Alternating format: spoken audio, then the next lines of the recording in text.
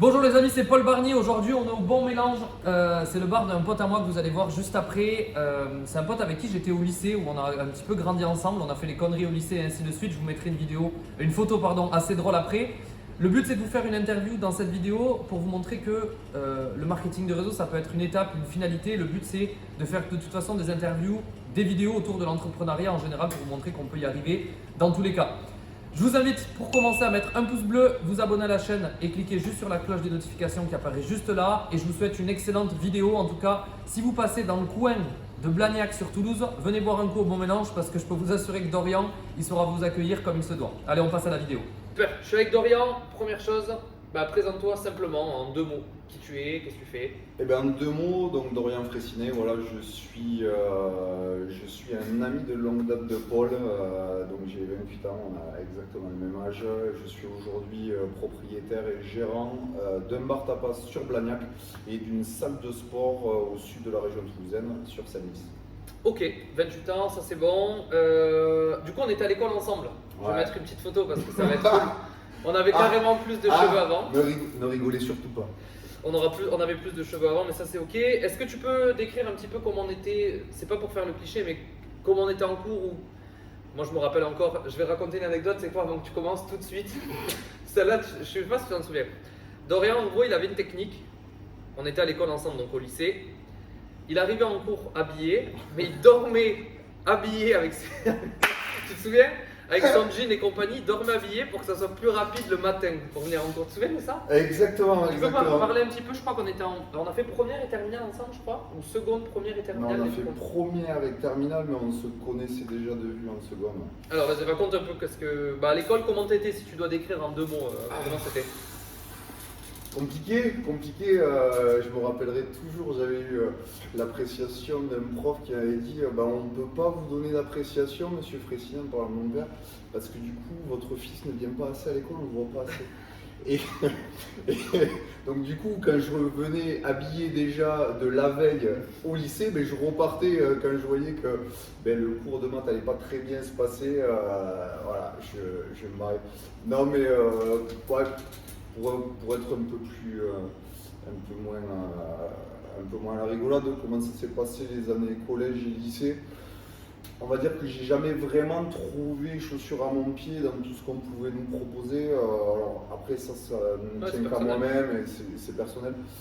Mais du coup c'est vrai qu'au niveau de l'envie que je pouvais avoir des cours et du système scolaire comme on peut l'avoir, j'y trouvais pas un grand intérêt. Après peut-être à faute ou à raison, ça je pourrais peut-être vous le dire un jour ou peut-être pas. Mais du coup. Mais t'étais pas un grand fan? Ouais, pas vraiment. Donc on a bossé ensemble, mais ça on en parlera après. Et du coup, tu as ouvert ta première affaire, tu l'as dit tout à l'heure, une salle de sport. Ouais. Pourquoi tu as eu envie d'ouvrir ça et ça fait combien de temps Ça fait combien de temps déjà? Ça fait 4 ans, ça fait 4 ans et demi, ça va faire quasiment 5 ans, un peu de temps. Pourquoi j'ai ouvert ça sur ma première affaire? Parce que tout simplement je suis un féru de sport, j'en fais depuis que je suis tout petit, on a fait du foot ensemble et puis après on faisait aussi de la muscu et du reste. Donc voilà, je me suis dit, première affaire, à l'époque j'avais 23 ans, je sortais de la fac, licence en poche, mais je ne savais pas vraiment quoi faire. Je me suis dit, le meilleur truc où je peux me lancer sans avoir moins peur peut-être de me planter, c'est quelque chose dans lequel je vais vraiment être motivé à fond et que je vais vouloir développer parce que c'est une passion avant d'être un business. Et donc voilà, j'ai regardé un peu franchise sur internet parce que du coup j'étais assez jeune, donc j'avais peur aussi de me lancer tout seul. Et puis ça reste un budget aussi quoi. Ça reste un budget, c'est assez conséquent, même au niveau des banques, du coup tu passes beaucoup mieux quand tu as une franchise derrière qui te guide un peu et qui te drive. Donc voilà, j'ai regardé, et puis en fonction de mon budget aussi, c'est ça aussi le truc, c'est qu'on commence toujours par un point A et souvent sans vraiment avoir l'argent qu'il faut. Et donc du coup, on choisit un peu comme au restaurant, des fois tu vas prendre ton menu en fonction de ton budget. Et voilà, et puis après c'est à toi justement de développer pour pouvoir prendre un menu plus gros. Combien de temps de prépa à peu près pour la salle? On va dire entre le moment où tu as eu l'idée et le moment où tu as ouvert, à la louche. Alors, ça n'a pas été sans faire des conneries. Alors je regrette pas, mais du coup, si j'avais été un peu moins pressé, peut-être que j'aurais évité certains problèmes. 6 mois. 6 mois, ouais, c'est vrai que ça fait du rapide. Ça fait du Pour très une rapide. salle de sport, 6 quoi. mois entre le moment où j'y ai pensé et où du coup j'ai contacté la franchise et l'ouverture fin des travaux où les gens Ah ouais, viennent. 6 mois entre Ouais. le moment de l'idée Ouais, et l'ouverture, ok, ouais, c'est chaud. Donc, exactement. première affaire, aujourd'hui ça tourne, on en viendra après pour faire un point sur les deux. Salle de sport, Ouais. et après tu as eu envie d'ouvrir une deuxième affaire. La première question, moi qui me vient, la basique, pourquoi? Pareil, par passion. Alors à l'époque, on était deux associés à la salle de sport. Et puis, alors on regardait, on voulait se développer. Nous, le but, ça a toujours été que lorsqu'on a ouvert la salle de sport, c'était pas une finalité, c'était un tremplin pour autre chose.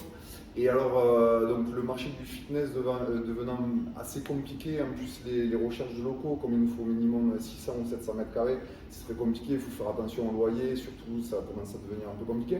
Donc on s'est dit, bon, après une recherche infructueuse, on s'est dit, quel autre truc nous botte et qui aurait la possibilité de pouvoir nous donner un business dans lequel on peut trouver des locaux plus facilement et qui reste rentable et qui nous plaise.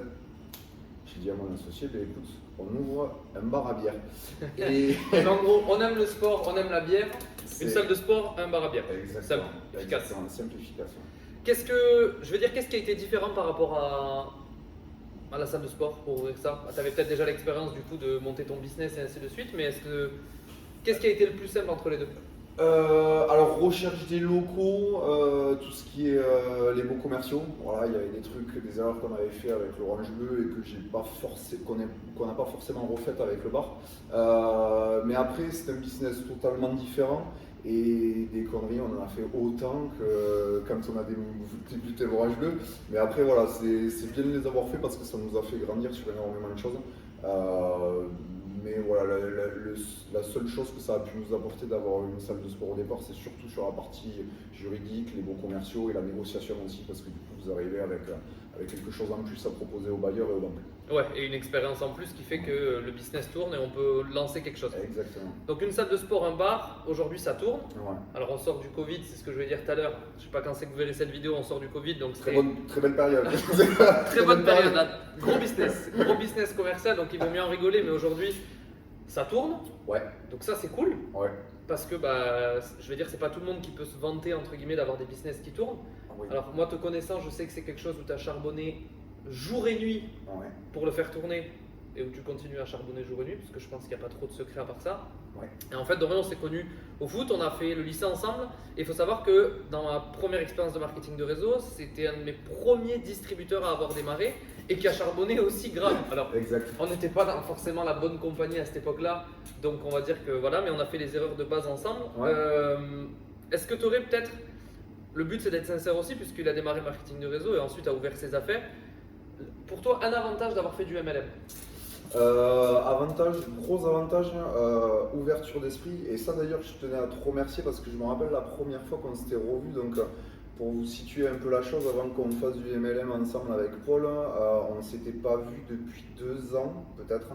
Voilà, parce qu'on avait chacun des cursus différents sur les écoles supérieures. Et du coup, je vois une vidéo de toi montrant un truc sur Facebook avec des boissons énergisantes, etc. Et du coup, je me dis, waouh, je vais lui envoyer un message parce que le teasing était fait. C'est une cata pourtant. Ouais, mais tu vois, ça a fait quelque chose. Et du coup, on s'est revus et tu as commencé à m'expliquer le business, etc. Tu as commencé à toi me montrer ce que tu faisais. Et puis, donc, moi, j'ai été OP de suite pour te suivre. Et au tout début, je me rappelle, tiens, si tu veux déjà commencer à progresser sur la chose, il y a des livres qui m'ont beaucoup inspiré, notamment Robert Kiyosaki, Père riche, Père pauvre. La base. Et c'est le premier livre du coup que tu m'as dit de lire, que tu m'as conseillé, et révélation.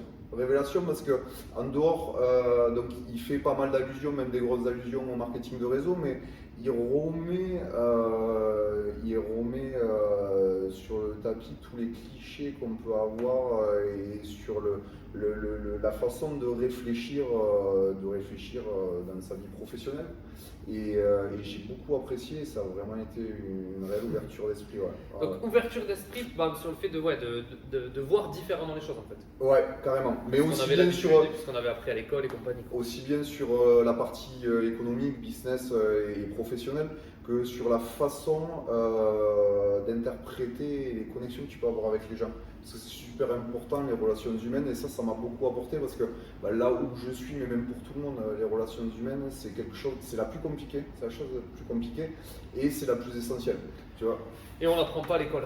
Et on n'apprend pas à l'école, exactement. Ok, donc avantage c'est ok.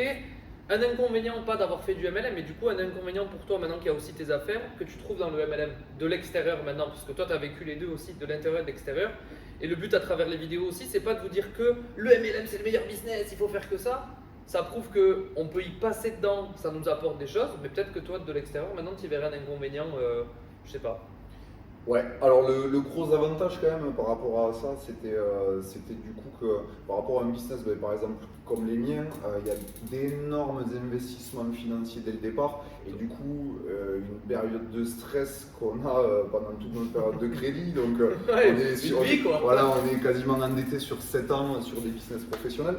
Donc là avec le MLM, vous avez la possibilité de pouvoir être entrepreneur ou indépendant avec un investissement financier assez diminué. Ouais, après, l'avantage qu'il y a du coup d'avoir un gros invest comme ici, c'est que tu n'as pas le droit de te louper.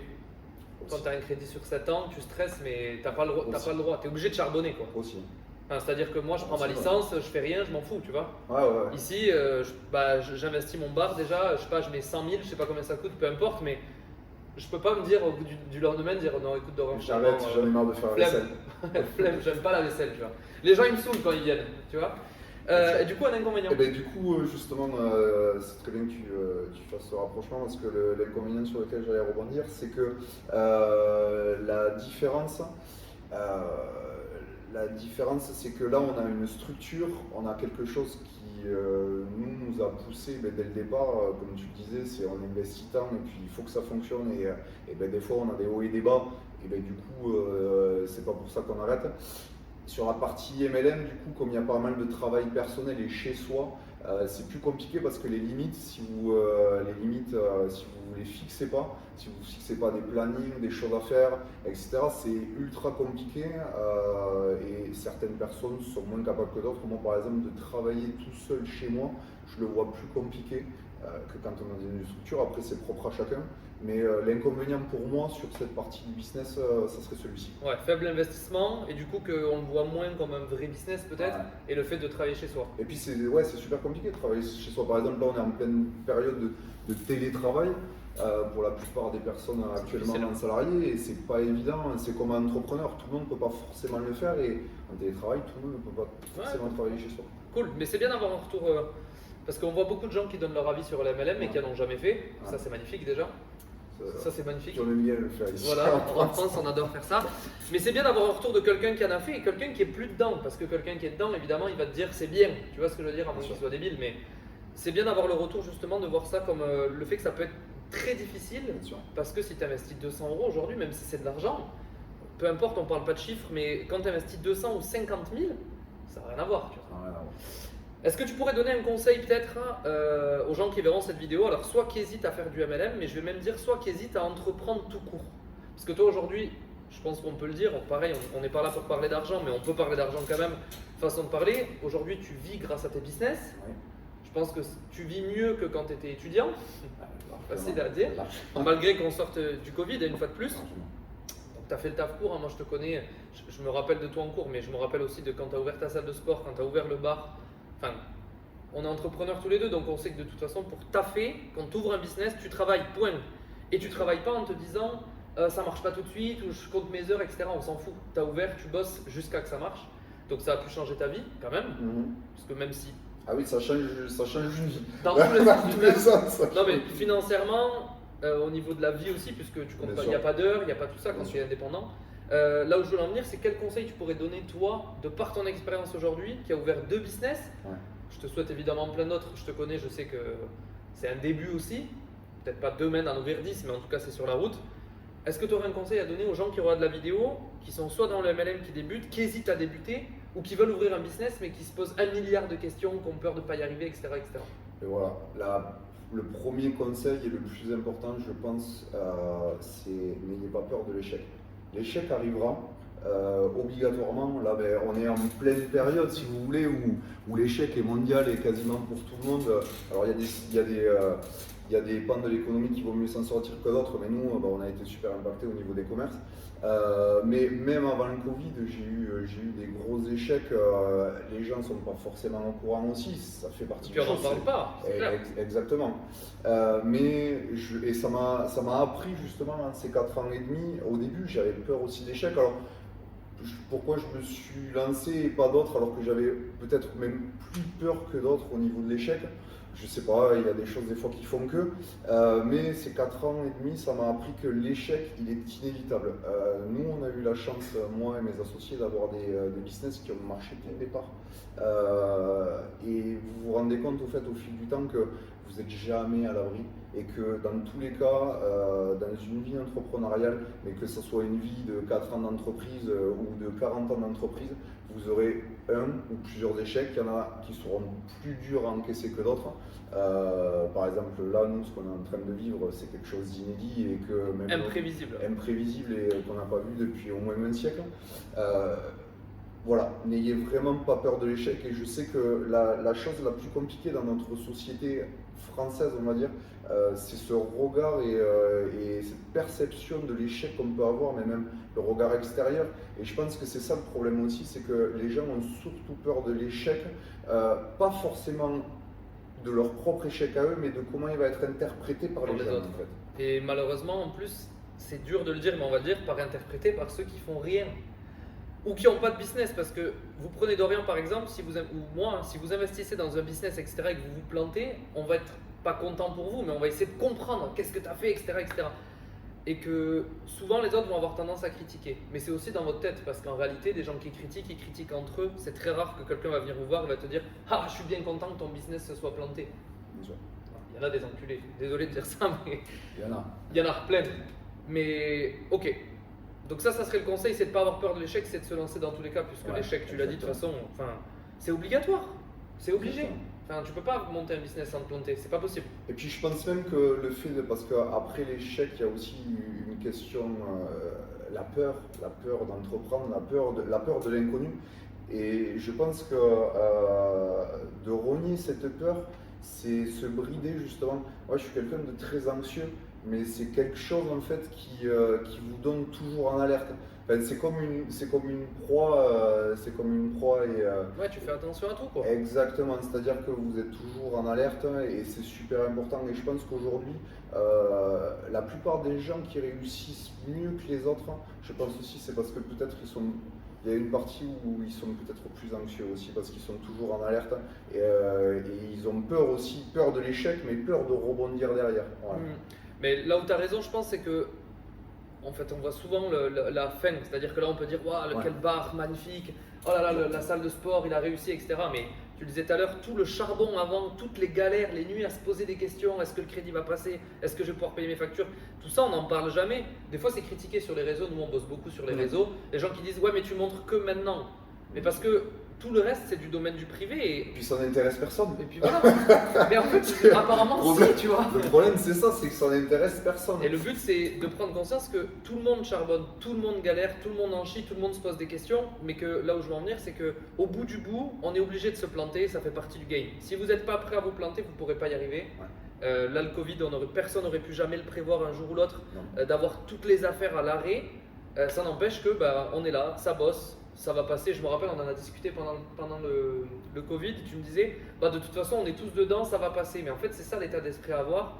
Et pour finir sur le fait d'avoir peur, il faut que la peur vous l'utilisiez comme une force. Exactement. Vous avez peur, c'est comme ça. Maintenant il faut se mettre au taf, avancer, et ça prouve que derrière on peut faire de belles choses. Est-ce que tu aurais peut-être, je voudrais qu'on parle pendant des heures, mais un mot de la fin, un truc à partager, peut-être ce que tu veux, ou rien, ou une citation, ou un truc qui t'a marqué dans ta vie de business, ou je sais pas.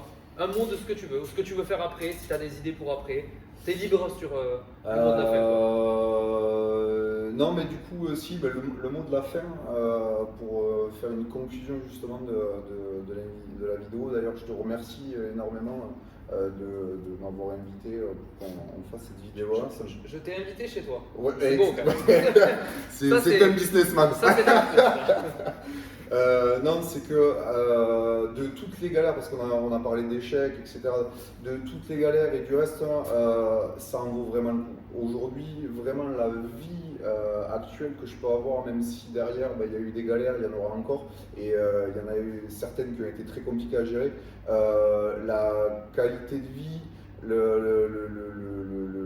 même au niveau personnel ou professionnel, ça n'a vraiment pas de prix. Le fait de pouvoir travailler pour soi, de pouvoir certaines fois pouvoir décider de ses propres horaires, de pouvoir décider des actions que vous allez mettre en place vous-même sans en avoir à référer à quelqu'un, c'est quelque chose, pour moi, c'est la plus belle chose, même avant le côté financier, c'est la plus belle chose que l'entrepreneuriat peut et a pu me donner. Ça, c'est de la bombe. Voilà. Pour finir sur le mot de la fin aussi, je vais en profiter pour te remercier Dorian aussi de l'acceptation de l'invitation chez toi. Ça c'est beau. Non, surtout que ça fait plaisir moi pour le mot de la fin de voir qu'on est parti du lycée ensemble. Je vous dis, vous avez vu la photo au début où on n'était pas prédestinés forcément à faire quelque chose. Mais en fait, les études ça peut plaire à certains, ça peut plaire à d'autres. Si vous voulez entreprendre, la seule chose qu'il faut retenir c'est qu'il faut charbonner, point. Que ce soit pour monter un resto, monter une salle de sport, monter un bar, faire du marketing de réseau, quoi que ce soit, de toute façon, il faut démarrer, avoir des objectifs, des rêves, se bouger le cul, accepter de se planter parce qu'on s'est tous plantés et je peux vous assurer c'est que le début, on va se planter plein de fois encore, mais c'est plutôt de la bombe. Vous pouvez retrouver, je vais le mettre juste là, l'Instagram du Bon Mélange, c'est à Blagnac pour ceux qui sont à côté de Toulouse. Si vous voulez aller boire un coup, allez-y vraiment, Dorian sera là pour vous accueillir avec plaisir. Il y a du stock. Il y a du stock et vous savez qui sait faire la fête, enfin vous savez pas, moi je sais qu'il pourra vous accueillir pour faire la fête avec plaisir.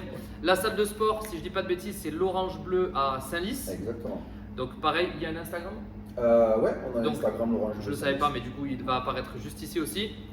Bon, vous pouvez me retrouver comme d'habitude, Paul Barnier sur Insta. Et j'espère que cette vidéo vous a plu. En tout cas, le but, c'est de faire des vidéos un peu différentes et pour vous montrer que le marketing de réseau, ça peut être une étape ou une finalité, mais que dans tous les cas, le monde de l'entrepreneuriat, c'est le même monde pour tout le monde, quel que soit le business qu'on décide de faire. D'ailleurs, je te remercie. Je vous souhaite une excellente soirée, matinée, journée, peu importe quand c'est que vous voyez cette vidéo et je vous dis à bientôt. Bye bye.